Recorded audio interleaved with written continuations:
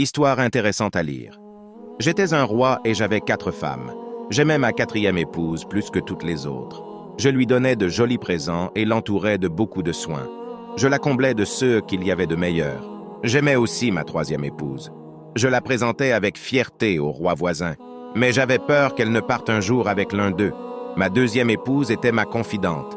Chaque fois qu'il y avait un problème, je lui en parlais. Ma 1re épouse était ma compagne la plus loyale. C'est avec elle que j'ai construit mon royaume. Cependant, je ne l'aimais pas suffisamment. Je lui accordais très peu d'importance. Un jour, je tombais gravement malade. Sur le point de mourir, je me mis à réfléchir. J'ai 4 femmes, mais quand je vais mourir, je serai seul. Je fis appel à ma 4e femme. Je t'ai aimé plus que toutes les autres. Je t'ai donné ce que j'ai de meilleur. Maintenant que je suis en train de mourir, voudrais-tu venir avec moi? Voudrais-tu être ma compagne pour toujours? Tu es fou?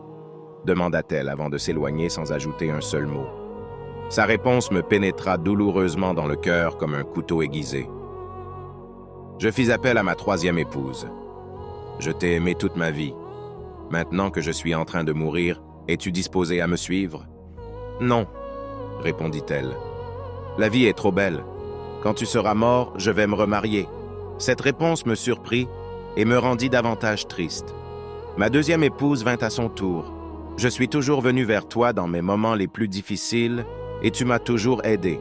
Maintenant, je vais mourir. Veux-tu me suivre? Elle me regarda un court instant et dit « Je regrette vraiment de ne pas pouvoir te suivre, mais je te promets de te faire une très belle cérémonie d'enterrement. » J'étais désemparé. Toute ma vie, je m'étais trompé sur les sentiments de mes épouses. J'entendis alors une voix qui disait « Moi, j'irai avec toi. Je te suivrai partout où tu iras. » C'était ma 1re épouse qui venait de parler. Je la regardais et j'eus honte. Elle était maigre, malade, résignée. Je lui dis alors « C'est toi que je devrais aimer plus que les autres lorsque j'en avais encore les moyens. » En réalité, chacun de nous a 4 épouses.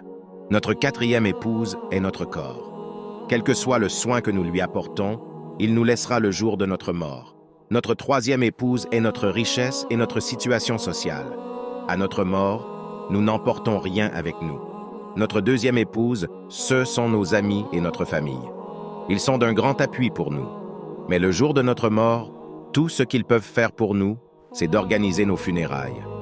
Notre 1re épouse, c'est notre âme, que nous oublions souvent et que nous traitons si mal. Et pourtant, elle est la seule qui nous accompagnera en tout lieu. Prenons le temps de la soigner et de l'entretenir pour qu'elle soit belle et saine. Maintenant, c'est le plus grand cadeau que tu puisses offrir au monde. Fais-la briller. Si tu es convaincu, alors nourris-la par la parole de Dieu. Aime demeurer dans la présence de Dieu par la prière et la louange. Filtre tes pensées et ne laisse pas n'importe quoi y pénétrer. Vis dans l'obéissance à Dieu et sache que tout dans ce monde est vanité, car la seule chose qui te restera devant Dieu est ton âme. J'ai pensé à ton âme. Toi aussi, pense à ton âme et à d'autres qui ont besoin de ce message. En partageant ce message, beaucoup prendront conscience et tu les aideras à ne pas oublier l'essentiel.